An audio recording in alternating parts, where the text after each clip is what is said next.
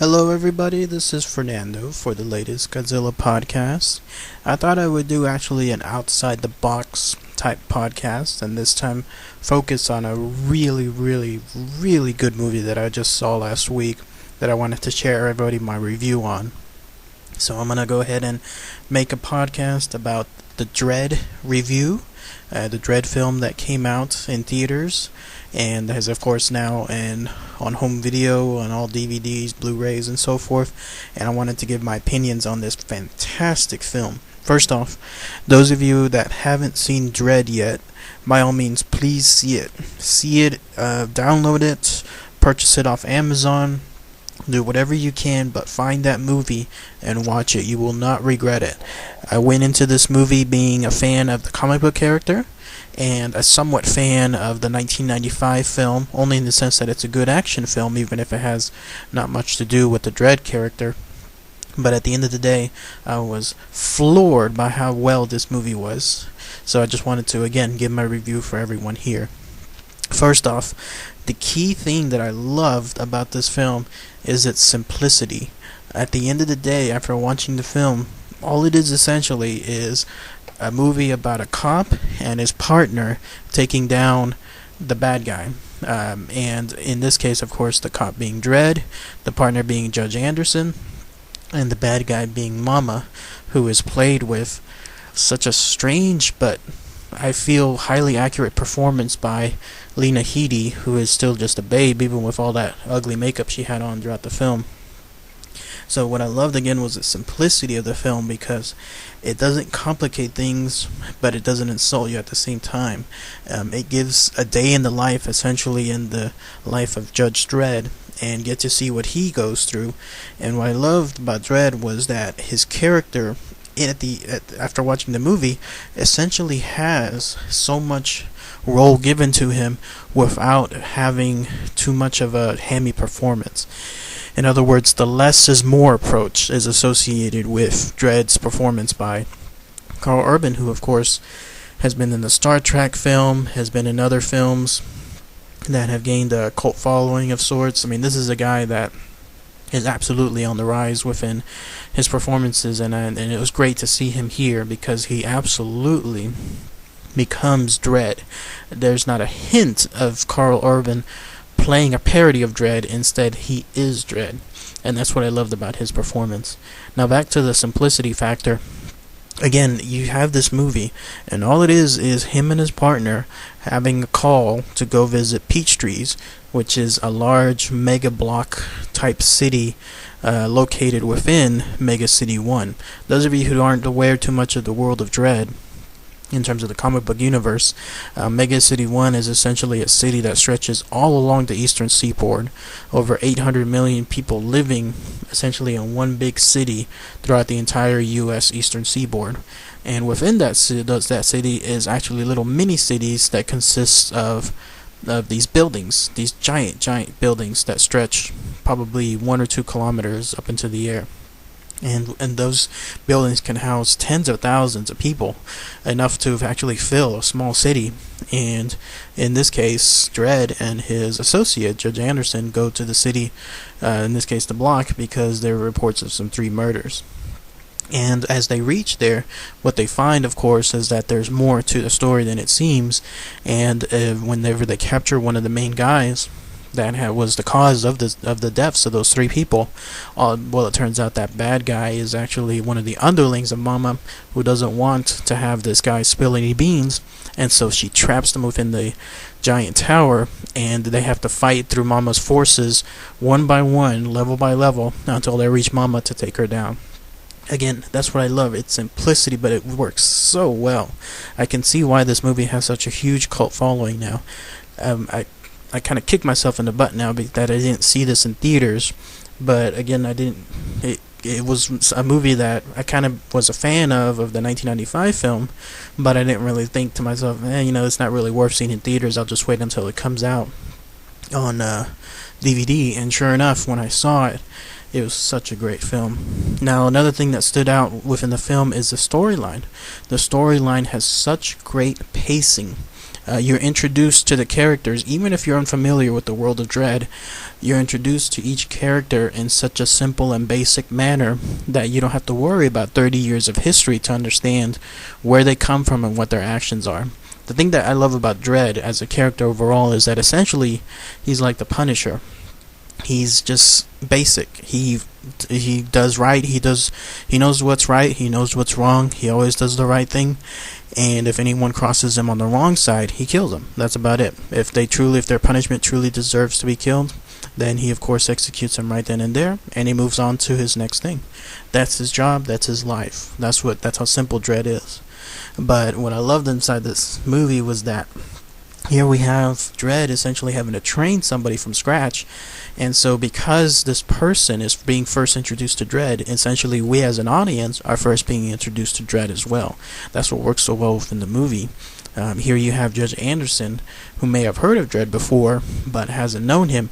Now she's getting to know him and his world, just like we are, all at once. I love those kind of introduction type films, because as the movie progresses, we are learning anything and everything having to do with the universe, as much as, in this case, the rookie Judge Anderson is. Speaking of which, the actress that played the Judge Anderson had such a wonderful performance. She was somebody that I instantly fell in love with. I mean, she was somebody that is always wanting to do the right thing, but sees more in terms of the lines of gray rather than stark black and white. And she has that unique ability to look into people and see what truly motivates them. And her scenes were very, very well done, especially when she's having to essentially execute someone for the first time. She's realizing the consequences of these things when she meets one of the family members, and she realizes that, hey, these things have repercussions. Again, for Dredd, it's all cut and dry, black and white. He moves on to the next thing. But for Anderson, it comes with decisions, it comes with factors, and it leads to, I won't spoil it, but it leads to her decision at the end of the film of what she's going to do with her life. Now, with regards to the bad guy, Mama, again, I've kind of mentioned that she had a weird performance, but that still works so well by Lena Headey, and the reason for this is she perfectly played the part as if someone who is, let's say, the top of the world, a king of her block, but is so disinterested in being that king, she's only waiting around essentially for the next day to happen to see if she'll survive it. She almost has an almost nonchalant, nihilistic approach to life, where if she makes it at the end of the day, she makes it. If not, then she'll make sure she just goes to the next day, and that's it. There are so many good instances on there, like for example when she's having to meet the judges, the corrupt ones, and they're kind of bullying her around for the first time. Normally, others that are top of the world and they're thinking their game, they would instantly try to stand up to the judges and bully them around and do something bad to them. But no, when one of them mentions that he'll do the job for 1 million credits, she just goes, fine, whatever, and then goes along with that. Same thing with, for example, the earlier scene that introduced her, when she's having to deal with some people that are apparently selling drugs, competitive drugs on her floors. She nonchalantly says to go ahead and skin them, and then when one of her thugs pretty much asks if they could use the drug to further the effects of the skinning and the fall from falling, essentially being thrown off the 200 floors they live on, she said sure, no problem, whatever. So it's to the effect again that she doesn't really enjoy what she's doing. She's nonchalant about it, but she still wants to be boss, and that's what I found her role so refreshing in such sense. Also, what works really, really well within the film is essentially the cinematography, the sets, the way the things look on there. It looks like the future, but it looks more like, the closest comparison I can make it is more like a Star Wars type future, where it's not cookie clean with shiny walls and pristine floors and immaculately everything new. No, in the Star Wars world, the reason why the universe hits so well is because everything looks industrial. It looks used. It looks mechanical. It looks like it's livable. Like people live there. Like it's not like it's for the common folks, the commonplace. Same thing with the early Alien movies, which introduced again the worlds of the manufactured worlds of the future. That's what I see here in Dredd. And the hallways that Dredd and Anderson go through, and the rooms they visit, even the elevators, everything has a futuristic tone, but it's still grounded in reality. And that's what makes the movie work so well, because you can truly believe that they go essentially floor by floor, all the way to the top, every single corner, and turning some kind of peril. But then again, then coming out safely. And it's a huge testament to the makers of the film, because I saw the featurette that came with the movie, that essentially only 3 floors were built as an actual set. And with regards to those floors, only about a quarter of each floor, 2 sides of the building itself, were used. So it's a huge, absolutely huge testament that so many scenes took so many turns in so many different areas, and yet everything looked fresh and refreshing, everything original, like none of the sets were ever reused, and yet they were. So again, it's a huge testament to the filmmakers on how well this movie was done. So but yeah, there was some really, really great stuff with Dredd, and what I loved also are the quiet, somber moments within the film. Sure, there was a lot of action within the movie, but it paced itself so well that it allowed you to catch up. One prominent example is that scene right after Mama has those 3 mini caliber guns shooting at Dredd on the floor and blowing away the entire floor. They escape and land on a skate park of sort that's hanging adjacent on the side of the building. And after all of that horror, after that, all of the shooting that happens on there, they're catching their breath, and there's a very somber, quiet scene, it looks like, where Judge Anderson is just walking up towards the edge.